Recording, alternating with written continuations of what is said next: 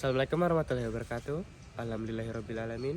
Wabihi nasta'in wa ala umuri dunya waddin. Wassalatu wassalamu ala rasulillahi anbiya'il mursalin. Amma ba'du.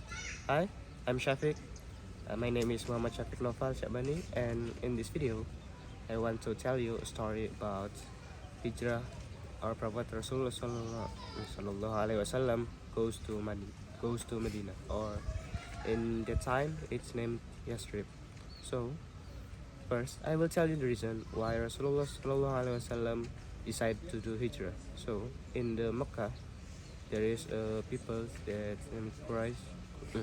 There is Quraysh people, and Quraysh people didn't like our Prophet Rasulullah sallallahu alaihi wasallam doing a da'wah. So, da'wah for Islam religion. So, the Quraysh people is worshipping for a statue and Tawhid. So because following their ancestors, so if they goes to Islam, it means they left their ancestors beliefs.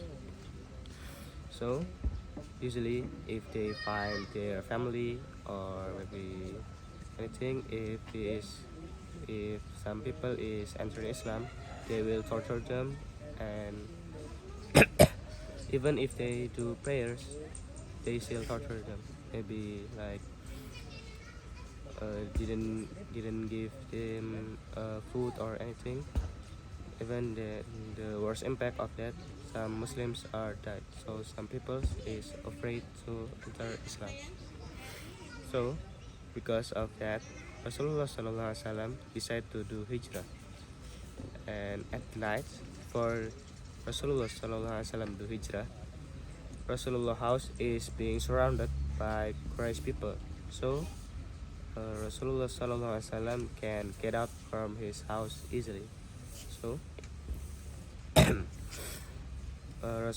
this is the miracle of Allah. So our Prophet Rasulullah sallallahu alaihi wasallam, when he get out from his house, he throw sand to the Quraysh people so they can see. And when he throw the sand, he read the Quran, Yasin, verse 1 until 9. It is, and we make them barrier in front of them and behind them. So we close their eyes so they can see. After Allah block the sides with that, Rasulullah sallallahu alaihi wasallam can get away and go to Abu Bakr's house.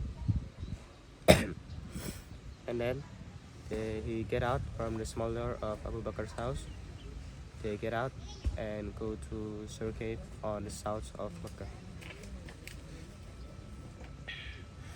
After arriving in the Sirah, Abu Bakr entered the Sirah first, so if there is something dangerous, it will not get Rasulullah sallallahu alaihi wasallam and get Abu Bakr first. So Rasulullah will be safe in waiting Abu Bakr to check something dangerous. So actually, Sirah is not as big as you think. It's just a small cave, maybe like a hole. So you can't enter it by standing. You must enter it by crouching on it. So when Abu Bakr enters the Sirah, there is some holes, and Abu Bakr closed the hole with. So he turns clothes and close the hole with it, and there is some 1 or 2 holes left. He closed the hole with his feet, and after that Rasulullah sleeps right there. And after some hours maybe, Abu Bakr feels his feet is being bitten some animals. I don't know. It's not. No one knows. And then Abu Bakr is feeling pain, but he doesn't move because he afraid to wake up Rasulullah sallallahu alaihi wasallam. And then, but Abu Bakr is just a human. He still feel the pain, and her tears is coming down and goes to Rasulullah's cheeks, and Rasulullah feel it, and he wake up. And then he asked to Abu Bakr why he is crying. So Abu Bakr said, gets bitten by an animal, and Rasulullah Sallallahu Alaihi Wasallam uh, Rasulullah Sallallahu Alaihi Wasallam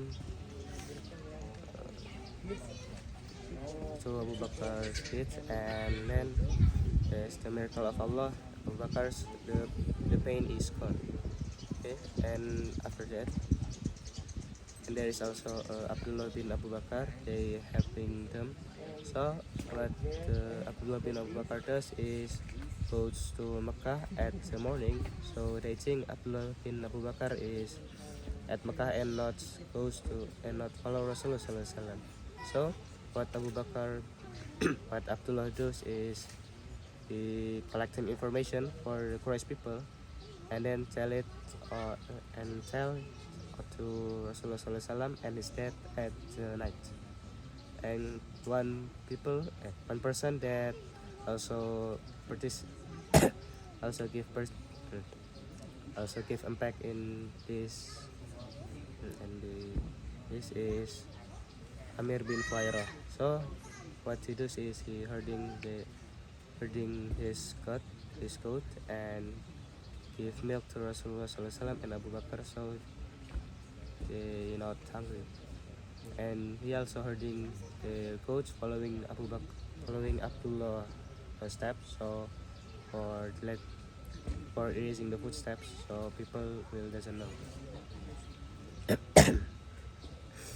So maybe they stayed at the Sirah for 3 days, and at once at a time, the Quraysh people is standing in the front of Sirah, and Abu Bakar is scared because if that person is look down, they will know, and he will find them right there.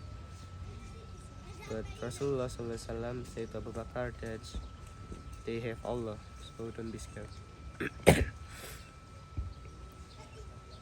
At the morning, in Rasulullah house, Quraysh people still surrounded Rasulullah house. Ali wake up from Rasulullah's bed, and the Quraysh people is asking to Ali bin Abi Thalib, where is Rasulullah Sallallahu Alaihi Wasallam? But Ali say, I don't know. And the Quraysh people get him and lock him up and bring him to Kaaba. And they ask again, where is Rasulullah Sallallahu Alaihi Wasallam? But Ali said, I don't know. And some Quraysh people is also to go to Abu Bakar's house and ask to his daughter Asma binti Abu Bakar. But Asma say, I don't know. So Abu Jahal slapped Asma very hard. After 3 days in the Sirah, Rasulullah Sallam as the promise, Abdullah bin Urakit as a guide, and he bring 2 riding animals. I don't know, maybe camels or anything. He goes to the Sirah, and Rasulullah Sallam and Abu Bakar follow him. So they goes to the way that usually people not goes to it. And then after a long way, they find a camp of Ma'bad. So Ma'bad is right. So they ask to Ma'bad if there's something that she can give to them.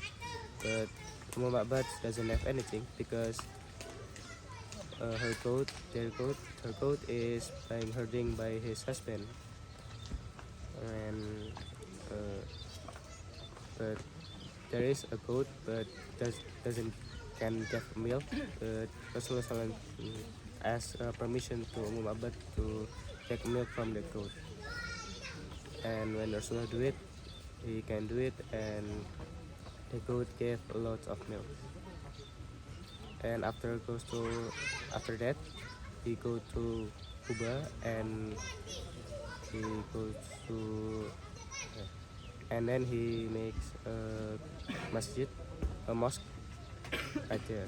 And after that, he goes to Madinah, and the Madinah people greets them happily. Maybe only that's from me. Assalamualaikum warahmatullahi wabarakatuh.